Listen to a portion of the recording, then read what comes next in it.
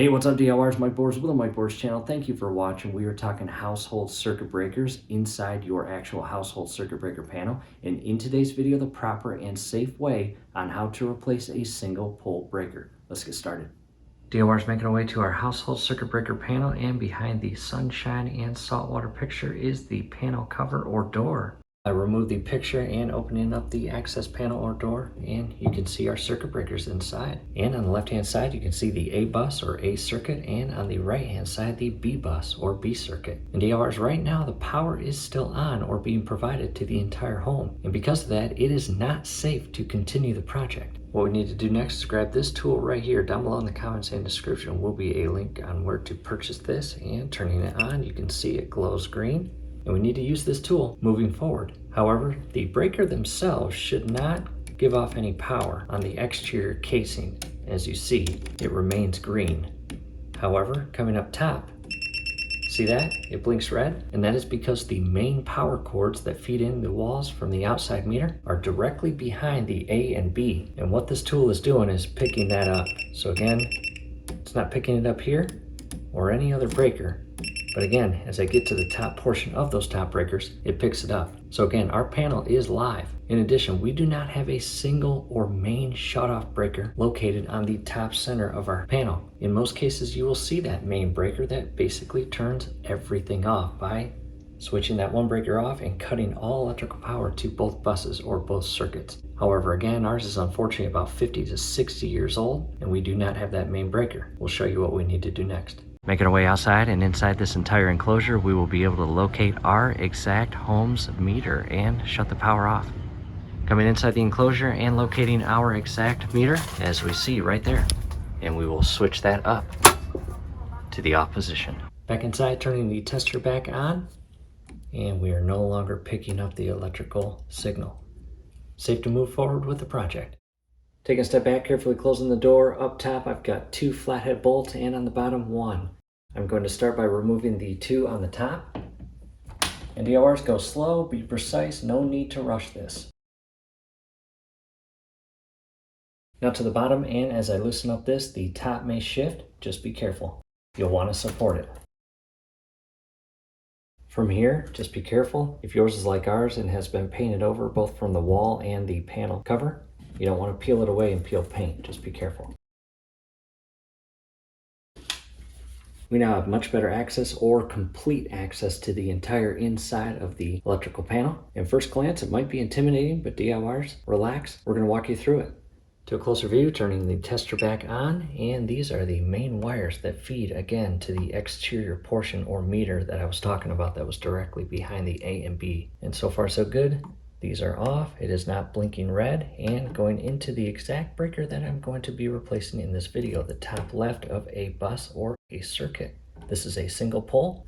It only has 1 black wire going into it. However, I'm not going to stop there. I'm going to go down every single wire and circuit breaker to ensure everything is off.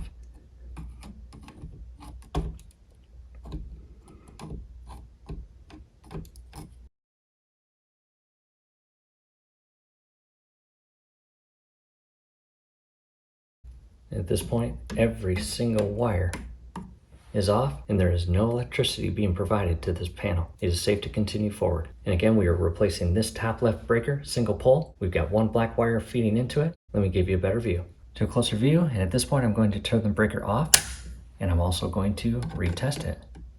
Still no power, safe to continue. And on the left hand side, we've got a flathead screw, and we are going to loosen this up. You do not actually have to remove the screw, just loosen it.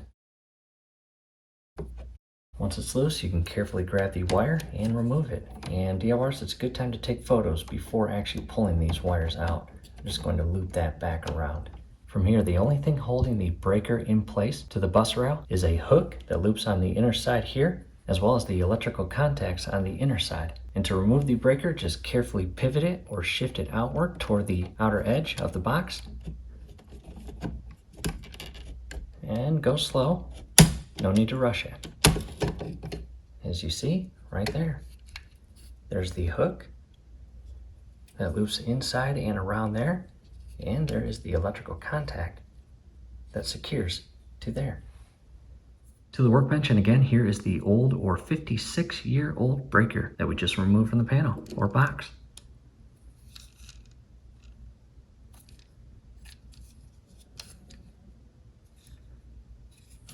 Next, bringing in the brand new breaker. It is a Siemens brand. Down below in the comments and description will be links on replacement breakers. We are changing out all of our old breakers and going with all brand new Siemens brand.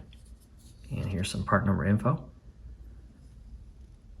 And before we go back to the box and install this, again, make sure it is in the off configuration as shown here.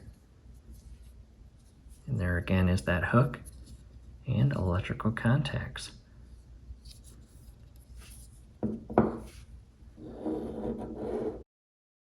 Back to the panel, and again, coming in with the brand new breaker, here's the hook that is going to loop on the inner side of that rail. And again, the electrical contact will feed into that inner contact to create the electrical circuit. In DORs, because the breaker is brand new, there will be some tension as you push this breaker onto the contact. However, again, go slow, come in and loop it around. As shown here, make sure it grips the inner portion of that hook on the rail. And from here, align it and push it in. Again, a lot more tension because the electrical contacts on the breaker are brand new and not stretched out. Double check it, and if all looks good, I'm bringing the wire back in, feeding it inside here, and going to bend it up just a little bit. You want it all the way in there. And DORs, make sure the actual wire is in the dead center of the base of the screw as you tighten it in place. You do not want it loose or offset. And it's starting to grab. You want it tight, but don't over tighten it where you break something. From here, just double check everything. And that wire is not coming out. Make sure the breaker is properly, again, looped in and secured to the hook on the rail, and the electrical contacts are together. And if all looks good, you can head back outside, turn on electrical power, or if you got a single breaker at the top portion, you can turn that back on. However, in our case, we are going to replace 2 additional single pole 20 amp breakers, which is right here and right here. We'll do that real quick. We'll be right back with you. Making progress, the 2 additional single pole 20 amp breakers have been replaced, and the 2 additional breakers we just replaced, this one and this one, are in the off configuration just like this one that we replaced a bit ago. From here, again, just double check everything, and if all looks good, we'll head outside and turn on the power. Back inside, and I still have all 3 of the breakers were replaced in the off configuration, and coming in with the tester, turning it back on, and as you can see, we've got power. However, again, that one's off. These are on. From here, carefully turn on all of your breakers, or in your case, you may have just replaced one, and do it slow, don't rush it.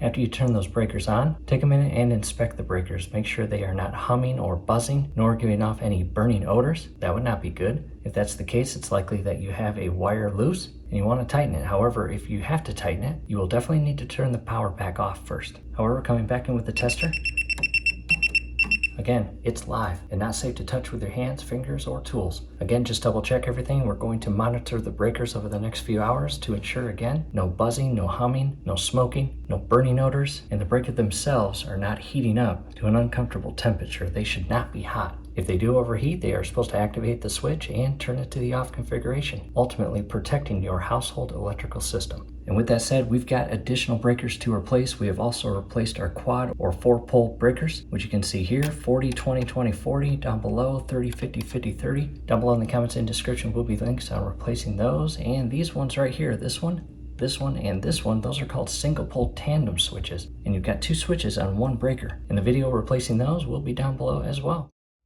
DOR's back with you. It's been 24 hours and all breakers are operating as designed and coming in with the cover ever so carefully. Do not drop it. You do not want it to scrape the wall neither. Again, just go slow, be precise.